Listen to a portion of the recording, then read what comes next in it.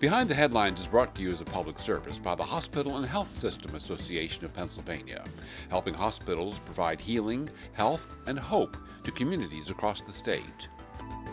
And by the Pennsylvania Chamber of Business and Industry. The Pennsylvania Chamber serves as the frontline advocate for business on Pennsylvania's Capitol Hill by influencing the legislative, regulatory, and judicial branches of state government. Additional underwriting provided by the Worrell Corporation Foundation, based in Carlisle, Pennsylvania, by the Edward H. and Jeannie Arnold Foundation, and by the Pennsylvania Manufacturers Association. Business in Pennsylvania is our business. Behind the Headlines is also supported as a public service by the Pennsylvania Highway Information Association, the go-to source to learn about transportation projects and issues. Visit pahighwayinfo.org. Welcome back. In this segment, we're blessed to have Bob Latham, the Executive Vice President of APC, the Associated Pennsylvania Constructors, with us. Good to see you. Welcome. Thank you very much for being here. You bet. You bet. And My pleasure. you're our expert, on transportation issues, and we're looking forward to hearing a lot today, since there's a lot in the news. You were even included, transportation in the governor's budget just recently. And how do you see that playing out for you with the state police issues? You're absolutely right. I think we're going to talk a little bit about both at the state level and the national level. So transportation infrastructure is a big piece of what you read in the newspapers and on media these days. Let's talk about the governor's budget first of all. The governor recognized that we have a problem here in Pennsylvania, and the problem is that we're sort of taking money from one pot, putting it into another, rather than addressing our issues. And what I'm talking about is the Transportation Fund, or what we call the Motor License Fund here in Pennsylvania. You'll recall several years ago, we increased our state gas tax, if you will. And unfortunately, what has happened over the last several budget years is the legislature has taken more and more of that out and put it into the general fund under the guise of funding the state police. Funding state police operations is very important, but it needs to be funded by other than taking it out of road safety improvements. So really what we have now is a policy that pits safer roads versus public safety. Not good policy.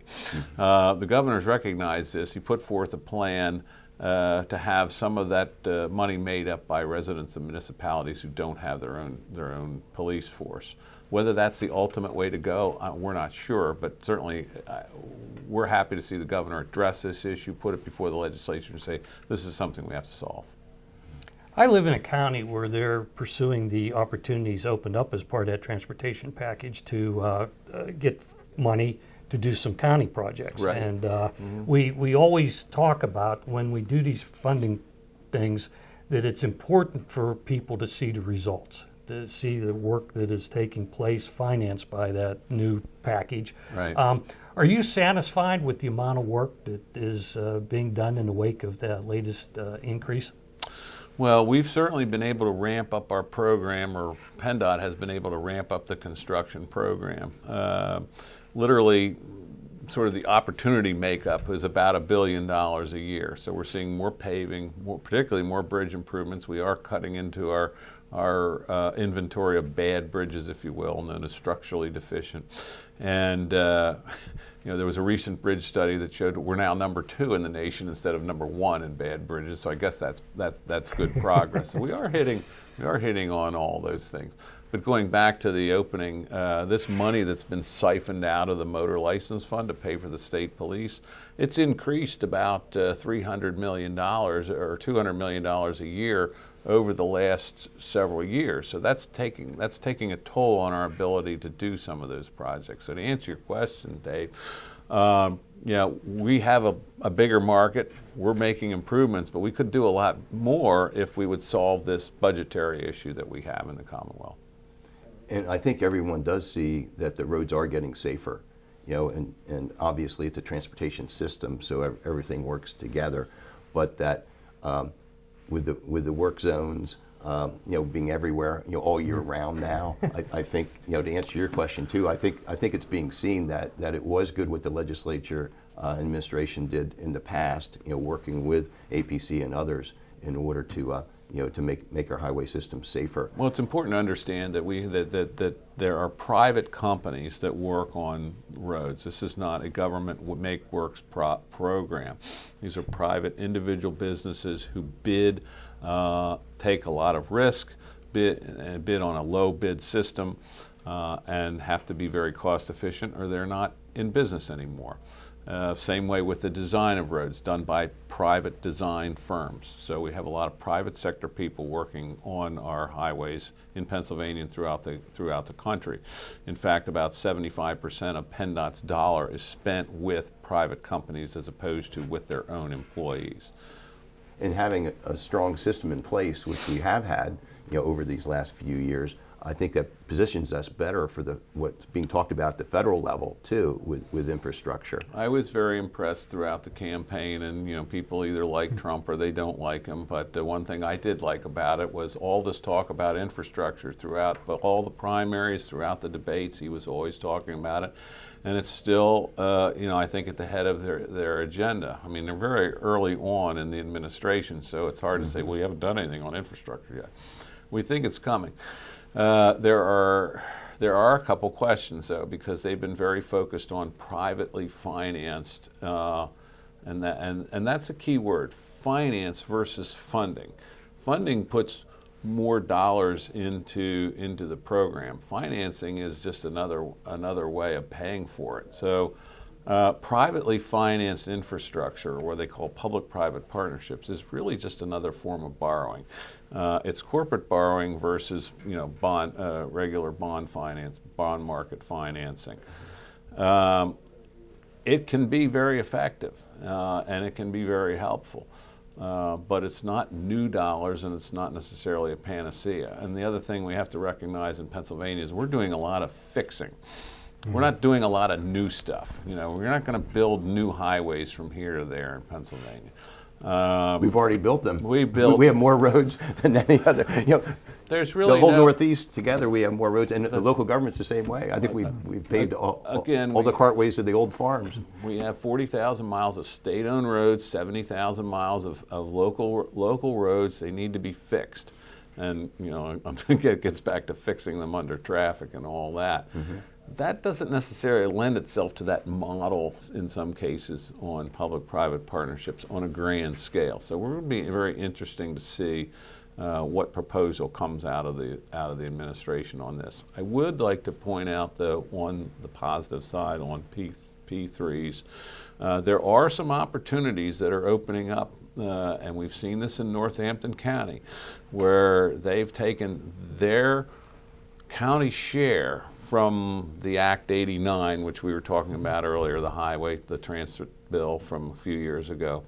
And they're doing a public-private partnership where it's a privately financed rehabilitation of about 22 bridges in their county. So at that scale, it's working very well. So there are pockets where it can work. And just to interrupt 1 second, just to follow up on that, and I'll get through it over to Dave. But with our congressional delegation, you have full support, or should our viewers be contacting their congressman in order to be educated on what would be best in that bill for Pennsylvania?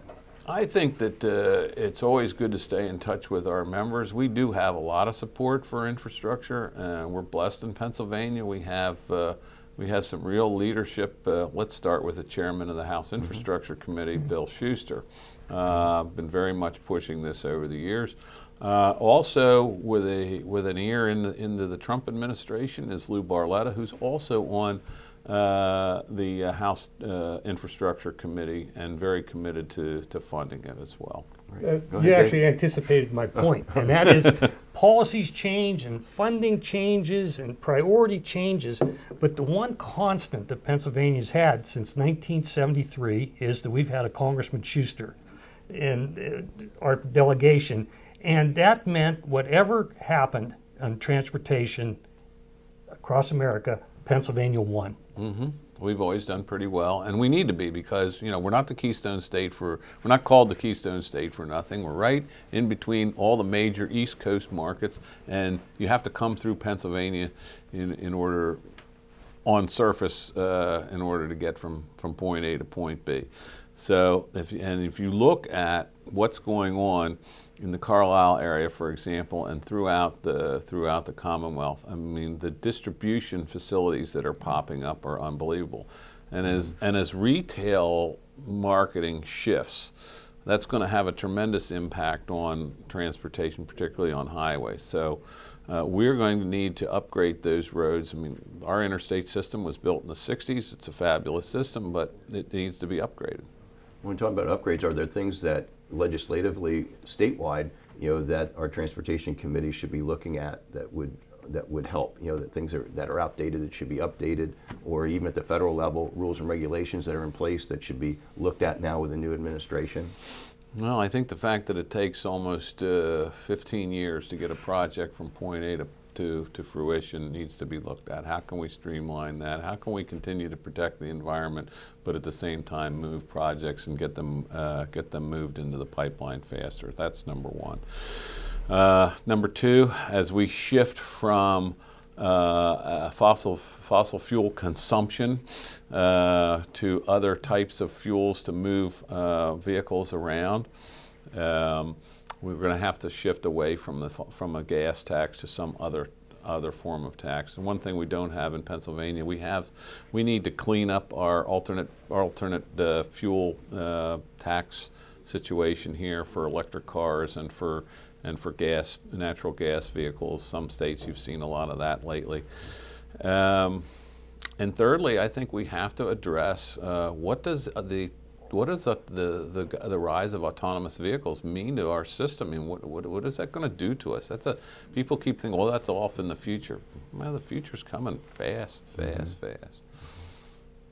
they don't put speed limit signs up for that. Right, exactly.